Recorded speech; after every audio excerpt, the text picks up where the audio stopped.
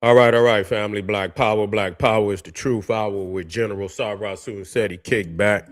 Get your mind ready for some information that's guaranteed to be heavy. We got a powerful one today, family. We're going to be talking about shocking similarities between India, Egypt, and Sumeria. You see, I've been on the online. I've been seeing various Hindu scholars try to put Egypt, India above Egypt, Sumeria above Egypt. We got to straighten this out, family, with the historical facts. Before we get started, I want you to buckle in. Before you get started, I want you to get over there to my Patreon. We got the fire over there. We got that Hitler in ancient Egypt jump off where we dig into the Raiders of the Lost Ark. We dig into what the Germans was doing in Egypt. What were they looking for, and were they able to find something that promoted them over all other nations on the planet during World War II to where they could almost whoop the world? Was it something in Egypt that they found? We're going to find that out today, family. So before we get make sure you click that link, Patreon, also KingSeti.com, online marketplace, official General Seti products, t-shirts, DVDs, hoodies, African and Kemetic jewelry. You can become a member right here on my YouTube page, General Seti Sarasun said. We got 5 exclusive material, and please give this video a thumbs up or like it because you love it. Share it with your family and friends. Comment. Just don't say nothing stupid because you gonna get banned. Here we go, family. Shocking similarity. Now, we have to understand one thing. When we talking about India, we talking about Egypt, we talking about Sumeria. First things first, that these are sister colonies from the great mother Kush. Okay, and when you go into most literature dealing with all three, you hear that term Kush. You see, you hear that term Kush, that always pops up. You see, so, and that's because Kush is the great mother. Okay, Kush is the great mother of all three cultures, the primary ancient culture on the planet, giving birth to almost every other culture that you know of. And when we look at the maps, you see, we look at the maps and get an understanding of this. Matter of fact, that's a powerful one, but we're gonna touch that one a little later. We're gonna touch that one a little later. But it's speaking power as soon as it pop up there. Okay, when you look at this map right here, now a lot of people know it. If you don't know, a lot of people think this is the Indian Ocean. Ain't no Indian Ocean, it's the Kushite Ocean. Okay, this is the Kushite. Wasn't no Indian yet. You see, but we can go into the hundreds of thousands of years and there's Kush. You see, so this is the Kushite Ocean, and you see here all the nations that are on the Kushite, otherwise known as the Indian Ocean. You see all these nations that are connected to this particular ocean itself, and you see that this is the second world Kushite empire. The first world being the continent of Africa. But as African people began to move out, they would move first into this area. You see, so when you look at even Southern Arabia is the most ancient part of Arabia. It is. They call it Arabia Felix. And Africans through maritime, through ships, sail and navigation on the ocean, they would come into India. As you could just see when we think about the monsoons and the trade winds of the great Kushite Ocean, the winds that bring you right into, just take you east. And you can go during the monsoons, you can almost go to any nation on this ocean. You see, with little to no problem, especially if the currents, the particular currents that's in the ocean, in which our people have known for tens of hundreds of thousands of years.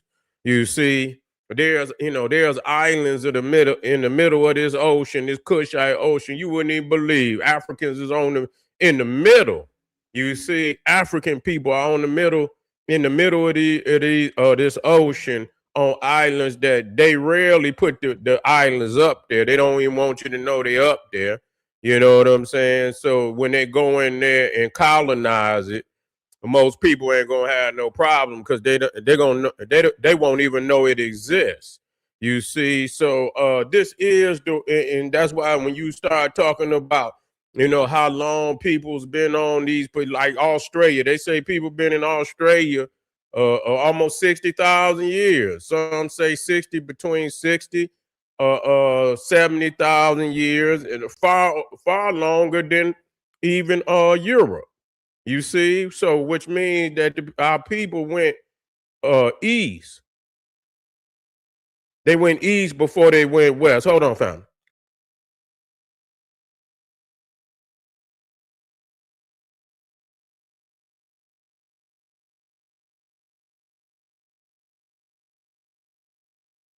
So they went east before they went west or went north. They went east, and so this is the second world Kushite empire. And so when you start even talking about Sumeria, and we're gonna get a closer up view of what they call Mesopotamia, Sumeria.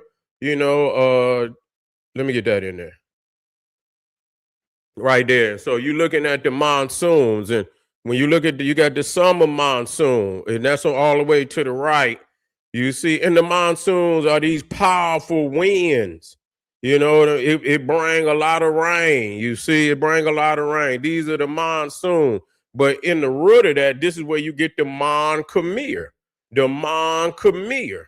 You see, because the monsoon brought them into that area that our people had come up out of Africa and had went into Cambodia, went into Vietnam, Philippines, China, Japan, went into that area many tens of thousands of years ago.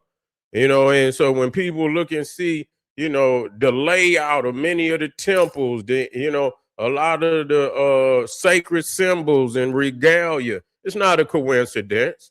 But we've been lied to for so long because they said we didn't have no civilization. So anytime they see anything of any similarity to anything African, they're gonna say, "Oh, that's a coincidence," or anything of that nature. So now, when you look at these monsoons, you can see the Indus Valley, India is right there. You also see what they call the Persian Gulf today, where you can turn right up into the Persian Gulf. This was the founding of Sumeria. When you look at Sumeria, Mesopotamia, you see it was the southern extremities of Mesopotamia. Was the oldest part, not the north. That means that how did they sailed in? You see, when you start looking at Ur of Chaldea, right there at the tip of the Persian Gulf, right there where the waterway begins, that's where the earliest parts of Mesopotamia began. It began in the south. All civilizations on the planet began in the south. There's a reason. That's the momentum of civilization is coming down north, coming out of Africa, coming down into the Mediterranean. That's why Crete in the middle of the Mediterranean is the oldest European civilization in the Mediterranean. Okay, so you know what that means. That as the Africans come down into the north of Africa, then the next step is moving into the Mediterranean.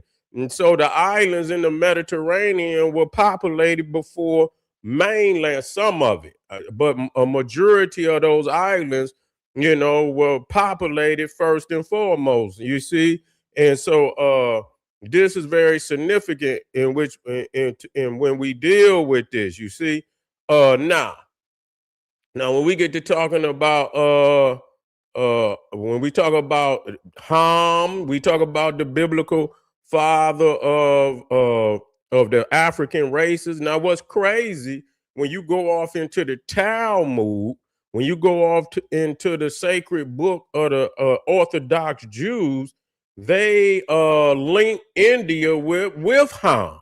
They link India with Kush. You see, this is in the Talmud. When you talk about Homer, you see Homer says that there are two Ethiopias. You see, you got one in the east, one in the west. You know, and the one which he speaks of in the going to the east is the minor Kushite colonies such as Sumeria and India.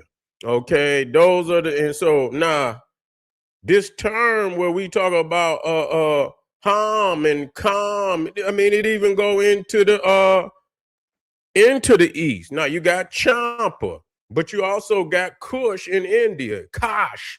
Not only do you got Kush, you got Kosh too, which as we speak, the patriarch of the 25th dynasty, Kashta. You see, he was the patriarch. He was even before Pianki. So you get Kosh, which is also Kush. And so you get both terminologies over there in the East. Many African terms and words end up in the East, and people don't, and they see it, but they don't want to acknowledge it because too many lies have been told. So when you look in the back, you see what the Hindu Kush. The Hindu Kush is and then you got the Kushan, you got the Kushan dynasty, where they got the Kushan dynasty, but you also got Kushan in the Bible, which is also speaks to Ethiopia. So these are all Ethiopian Kushite nations. Now, when you talk about Cham over in the east, you're talking about Vietnam. Vietnam is Champa, okay? And then you got we're gonna get on Cambodia, which is also Cambodasia. Okay, Kim and Cam. So even over there, the Kim can be Cam, and just like you got Bethlehem, Bethlehem, all speaks to blackness. All speaks to blackness. You can't let them tell you otherwise because they don't know. They lying just to, keep you from, gaining the glory. That's all they doing is trying to lie to you so that you don't gain the glory. So when we look at Vietnam, we see that. Now you see this brother. This is a straight up brother. If he was in Egypt, they would have been knocked his nose and lips off. I don't see, they'd have been knocked his nose and lips off because that just speak for itself. That's an African right there. That's you know what I'm saying? That's the only people on the planet that look like that right there. Okay, and we're gonna show you a close up of Africans over there today, which always been there. You see, that ain't like they just got there; they been there for time. They were the first people in the land. So right there, you can see right there. You look at to the right, you see the Champa, and then you see right there, I believe that sister is from the Philippines. You see what I'm saying? Look just like the statue. Okay, look just like the statue. There's no running from that.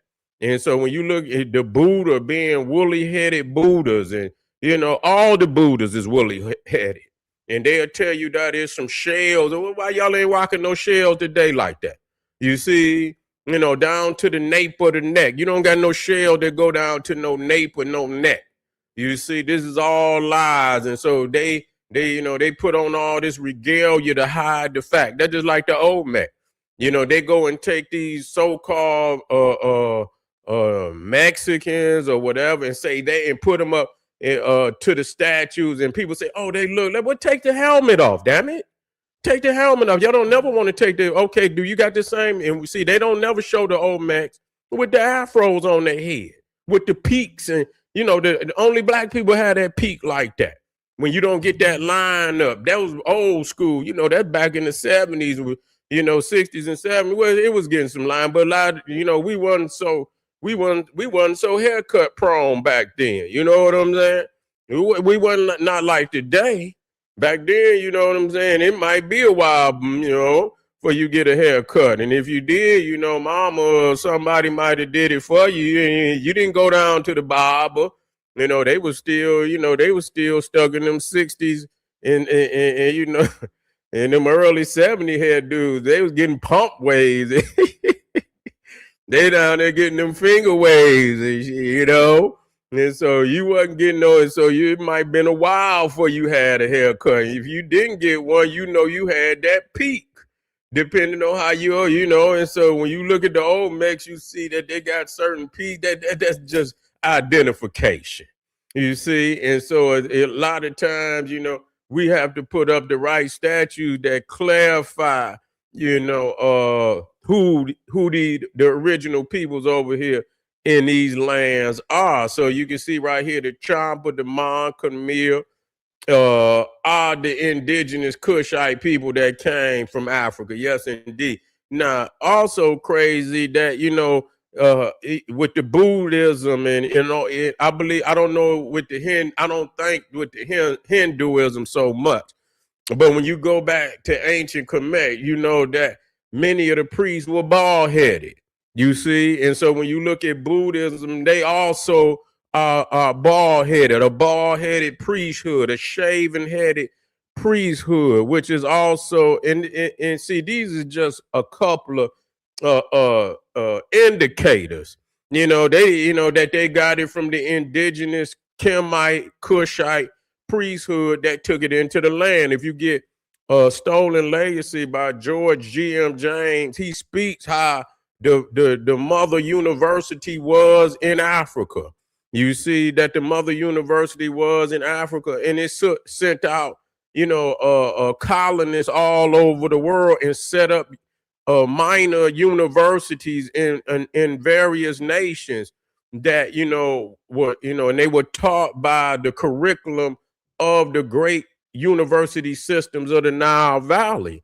This is why they were so similar. They went into Greece, they went into Rome, but these were the original Africans who was there. They don't talk about the Etruscans that was in Italy, who were there and gave the Romans everything. And a lot of people say, well, why do they hide the Etruscans? You know why they hide them. If they look like them, they'd be out front row and center. You see? If they look like them, they would be out front row and center. Why wouldn't they? They would glorify them statues if it looked like them, but it don't look like them. In primarily the history of the Etruscans, the early Greeks and Romans, speak that they are African people. You see, they're unlike the European in all manners. They can't even, the Etruscan language is a Phoenician language. It's an African language. It's unlike any Indo-European language. It's not connected to the Indo-European language. It's connected to the African languages. You see, and so they have discarded Etrusca. You see, they have discarded. You go into Crete. You go into the island of Crete, and the first time I seen one of the murals where they had the Africans running on the walls over there, black, cold and black. They done took the mural off. They still got the mural. It's in a museum, and it showed 2 or 3 brothers on the wall running, and as if they doing some exercise, like they actually running. And you see one of the Minoans on the wall, and they all together as if they running or performing. I don't know if they are the military. I don't know if they just exercising, but they remove the mural off the wall. And I don't know if it's to preserve it, but the fact that it's not being shown to the world to show and prove that Africans were in the land. This is key. This is one thing that they cannot argue, is that there are so many statues and vases and murals of Africans in ancient Greece and Rome. And see, this is significant because so many of them Greeks, they say that the Egyptian look just like the Ethiopian. And then the fact that they got so many vases and so many sculptures and so many murals of these cold black Ethiopian, we know what they mean. We don't have to second guess that they see the Egyptians as being an Ethiopian. Exactly. So many of them vases that they say is Ethiopian very well could be Egyptian. You see that, but it's quick for them to say, oh, that's an Ethiopian. You know, they quick to do that. You know what I'm saying? A lot of them come out of Etrusca. That mean that they was over there before the Roman. That mean they was over there before the Roman. That's hard for them to take. So, you know, let me show y'all this last one. We're gonna be also digging into the Apis bull, the Nandi bull of India, another one of the sacred symbolisms that even in they also got the sacred bull in Sumeria too. So we most definitely gonna tap into that one later on, and also looking at Bes. You know, Bes is probably the most venerated god on the planet. You can find Bes face in almost every culture.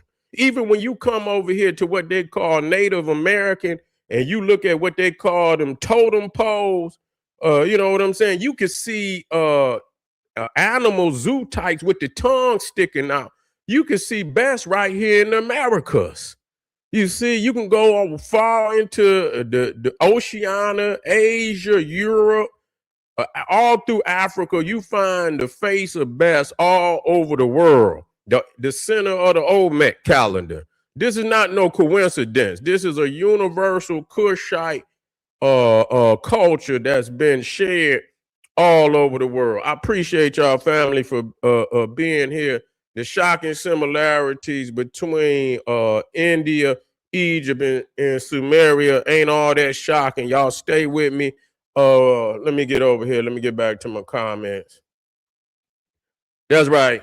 We just getting started. Yesterday we had a little hiccup with the internet, but we most definitely gonna keep it going today. Y'all stay with me. Get over to Patreon. Don't you dare miss that Hitler in ancient Egypt. We're gonna be looking at the Germans when they went into Egypt and what did they find? What was they doing? What was they looting? We're gonna get to the bottom of it. I'll see y'all in a minute. Arm yourself with knowledge. Bang on that wicked ass beast daily. Liberation through African education and confrontation. Boom. Black power.